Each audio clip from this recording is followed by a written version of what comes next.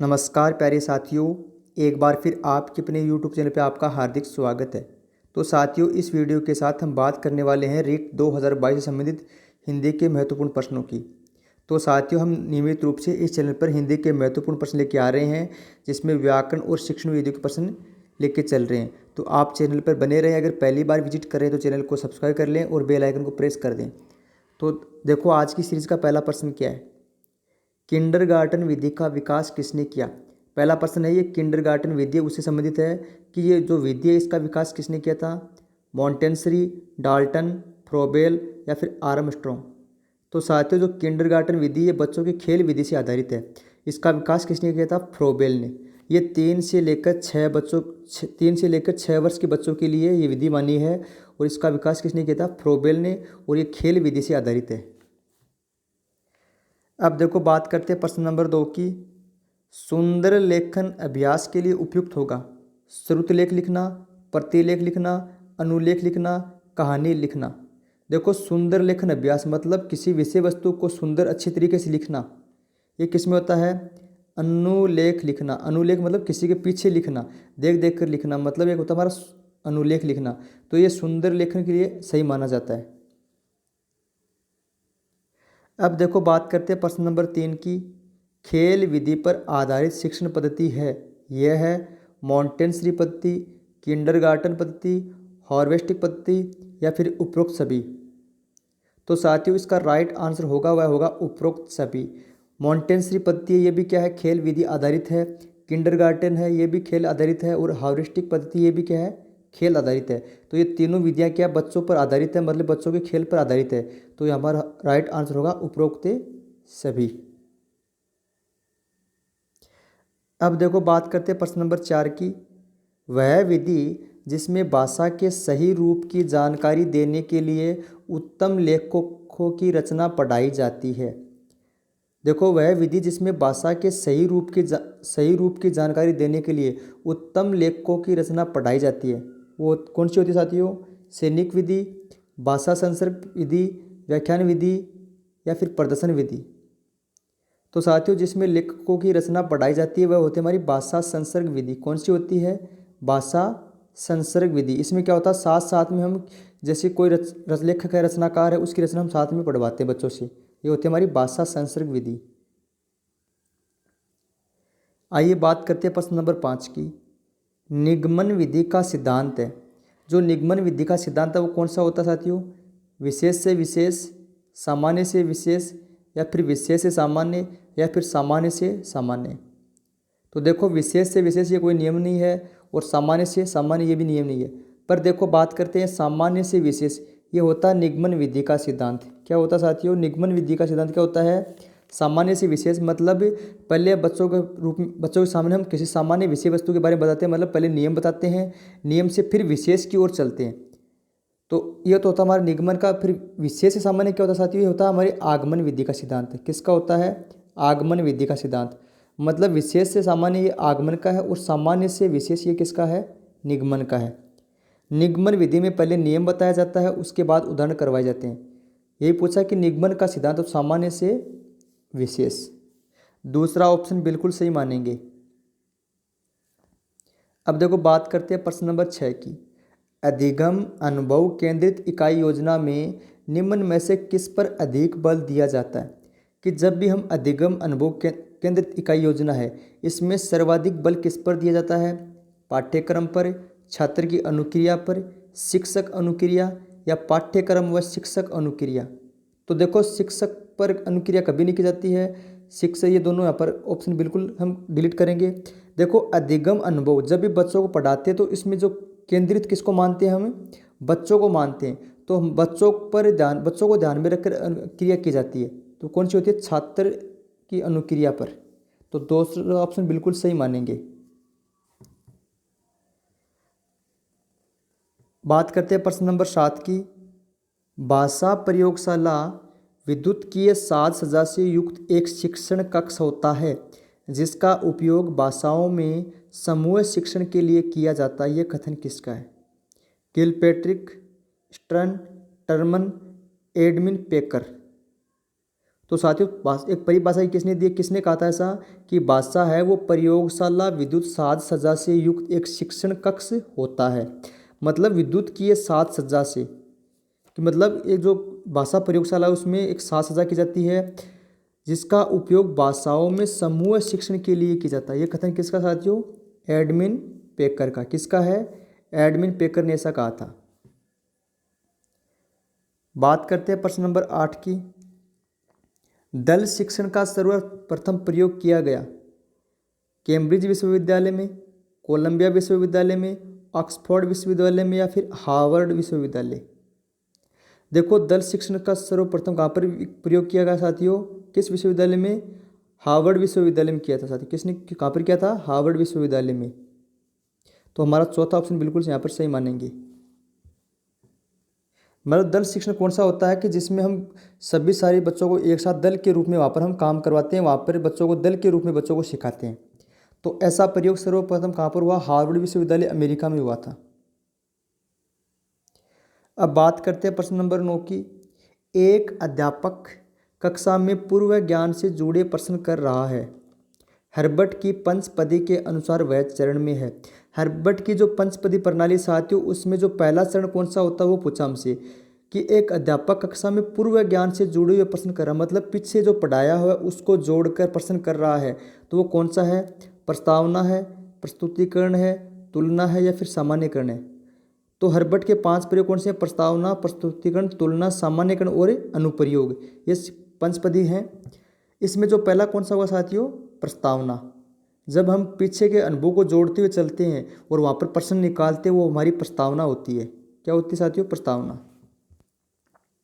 प्रस्तावना में पीछे के अनुभव को शामिल साझा करते हुए चलते हैं। अब देखो प्रश्न नंबर 10 की बात करते हैं। दल शिक्षण पद्धति का प्रारंभ किस देश में हुआ, जर्मनी में, अमेरिका में, ब्रिटेन में या फिर भारत में।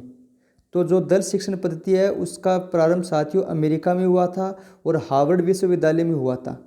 कहाँ पर हुआ था, हार्वर्ड विश्वविद्यालय में और अमेरिका में हुआ था। ये थे हमारे हिंदी शिक्षण वीडियो के प्रश्न। अब बात करते हैं हम व्याकरण के प्रश्नों की। विपद जाल में कौन सी संधि है, वृद्धि संधि, व्यंजन संधि, दीर्घ संधि या फिर गुण संधि। तो साथियों देखो विपद जाल में व्यंजन संधि होगी। कौन सी होगी, व्यंजन संधि। क्या होगा बनेगा इसका विग्रह, विपद धन जाल। क्या बनेगा साथियों, विपद धन जाल। जब धन से पहले तय या फिर कोई दैवर्ण आता है, तय या फिर दैवर्ण आता, तो इधर जो हमारा च छ है, ज है, कोई भी वर्ण आए तो उसका क्या हो जाता है, आधा ज बन जाता है। क्या बन जाता है, आधा ज। तो देखो इधर ज है और इधर तय या फिर दै में से वर्ण है, तो यहाँ पर इनका मेल होगा, क्या बनेगा, आधा ज बनेगा। तो कौन सी संधि होगी हमारी, व्यंजन संधि होगी। राइट आंसर क्या होगा, व्यंजन संधि का दूसरा ऑप्शन सही मानेंगे। और क्या बनेगा, विपद धन जाल बनेगा। और तय या दै किस में जाएंगे, आधे ज में जाएंगे। आइए बात करते हैं प्रश्न नंबर 12 की। प्रत्युपकार में उपसर्ग है प्रह, प्रति, पर या फिर प्रह। तो देखो साथियों प्रत्युपकार का तोड़ते हैं, क्या बनेगा, प्रतिधन उपकार। क्या बनेगा साथियों, प्रतिधन उपकार। और हमारे यहाँ पर यण संधि होगी। कौन संधि होगी, यण संधि। पर हमें यहाँ पर उपसर्ग पूछा तो क्या बनेगा साथियों, प्रति उपसर्ग बनेगा। क्या बचेगा, उपकार बचेगा। तो प्रति होगा यहाँ पर उपसर्ग। आइए बात करते हैं प्रश्न नंबर 13 की। अंश शब्द में एक प्रत्यय लगाने पर शब्द बनेगा अंशुक, अंशिका, आंशिक या फिर अंशिक। तो देखो मूल शब्द क्या साथियों, अंश है। अंश में क्या प्रत्यय लगाना है, एक प्रत्यय जोड़ना है। तो याद रखो जब भी एक प्रत्यय जोड़ते हैं तो जो इसका जो पहला वर्ण है उसका दीर्घ हो जाता है। ए का क्या होगा साथियों, आ होगा। तो क्या बनेगा इसका, आंशिक बनेगा। क्या बनेगा साथियों, आंशिक, न कि अंशिक। क्या बनेगा, आंशिक बनेगा। जब भी किसी मूल शब्द में एक प्रत्यय जोड़ते हैं तो जो पहला वर्ण है उसका दीर्घ हो जाता है। क्या हो जाता है, दीर्घ हो जाता है। जैसे के आता तो के का क्या हो जाएगा, कई हो जाएगा। ओ आता तो ओ का क्या हो जाएगा, औ हो जाएगा। इसी प्रकार ए का दीर्घ क्या होगा, आ होगा। क्या होगा, आंशिक होगा।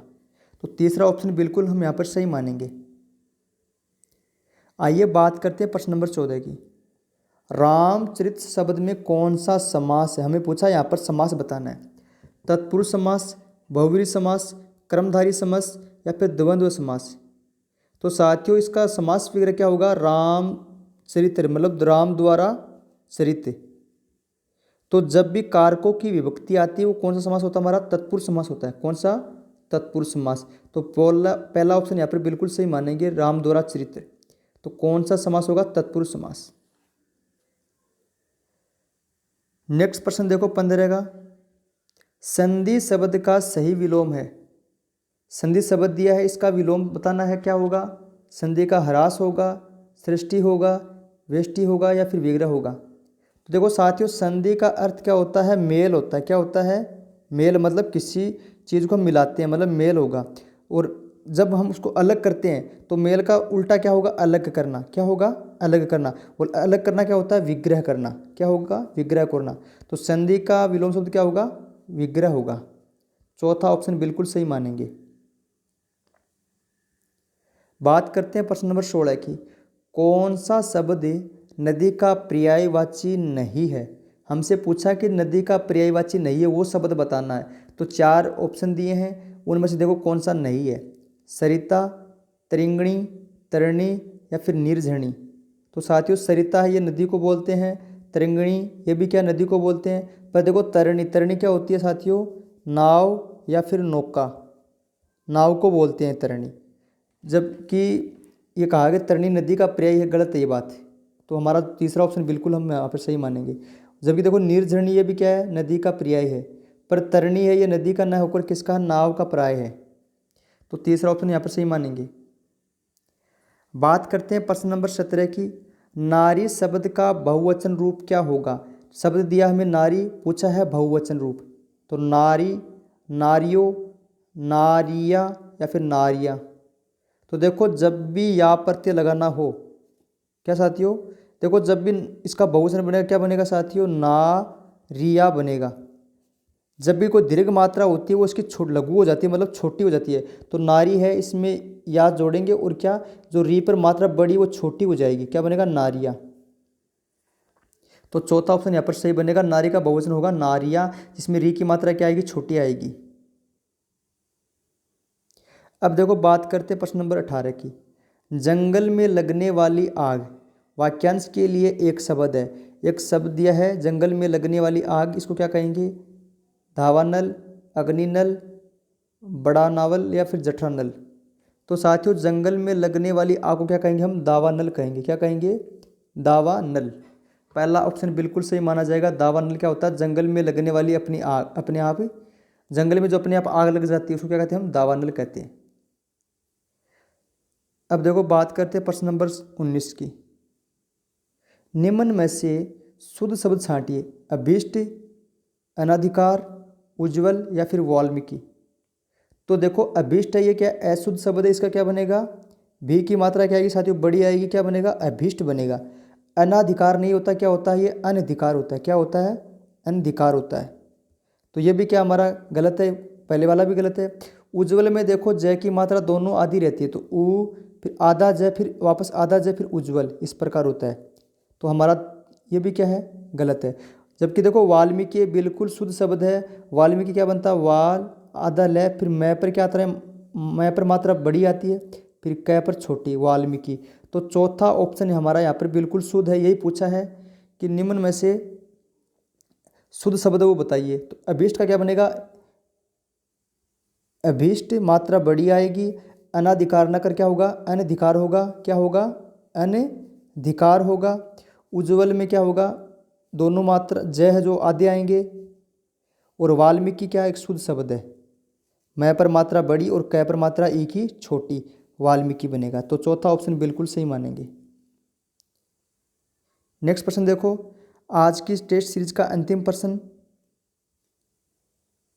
कोष्टक में दिए गए चिन्ह किसको इंगित करता है। एक चिन्ह दिया है, ये किसको इंगित करता है साथियों, विवरण चिन्ह, योजक चिन्ह, लाघव चिन्ह या फिर लोप चिन्ह। सबसे पहले समझो इस चिन्ह का अर्थ क्या होता है। कोष्टक चिन्ह ये क्या है साथियों, लाघव चिन्ह है। क्या है, लाघव चिन्ह। जैसे हम किसी शब्द को पूरा लिखकर उसको छोटे रूप में लिख देते हैं, जैसे डॉक्टर है, इस प्रकार हम लगाते हैं ना।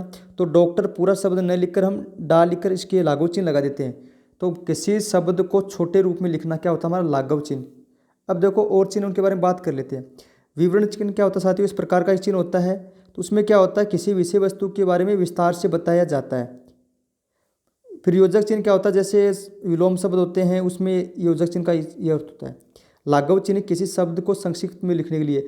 लोप निर्देशक क्या होता है साथियों, किसी वाक्य को बोलते समय बीच में हम कुछ हिस्से को छोड़ देते हैं, इस प्रकार ये होता है हमारा लोप निर्देशक चिन्ह।